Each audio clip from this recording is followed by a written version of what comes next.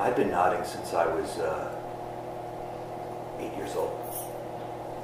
I said, honey, if your Nana gets naked with you now, she'll never get out of bed in time for dinner. The bus never stopped in front of my house to let me off. For 2 years, I've been lobbying Mr. Mallow to drop me off in front of the house instead of the bus stop 2 blocks further on, you know. Mr. Mallow, come on, my house is right here.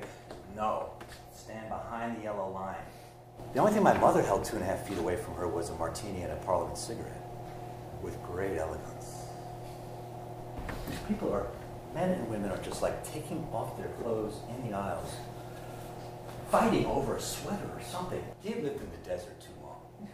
I mean, he had lived way out in the desert as a dowser, and somehow he had been convinced to come in, and he had those Charlie Manson eyes, and his hair was like, I don't know what, his pants were ripped, and he looked lost, you know.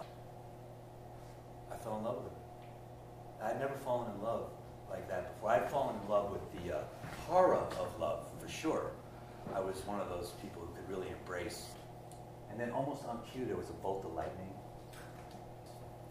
The reality was a different thing. I mean, you know, living in a beach bungalow between 2 warring street gangs and the woman you love being crossed down with a boyfriend is kind of, well, it's disconcerting. It's awkward. And I would just nod at everyone in the room. I would nod at the director and the producer and the studio exec and the talent if they were there. I would be nodding. I just nod. And by the end of the meeting, everyone would be nodding right along with me. And I knew I had the job. And got to the adjoining doors, and the hotel manager was naked in my mom's bed. She came in. She was in her nightie now. She sat beside me on the bed. She kissed me and brushed back my hair and said, you were dreaming.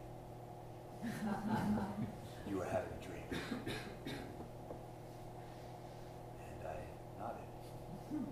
Marina would greet me and take me into the treatment room, put me on a table, have me assume the fetal position, ram my ass with a tube, and pull all this shit out of me. And we'd go into this like sci-fi beam machine, which had a glass like bowl in it, and she would say, look what's coming out of you. The nightmares, the dreams, the traumas, the mucus, the mucus, the mucus.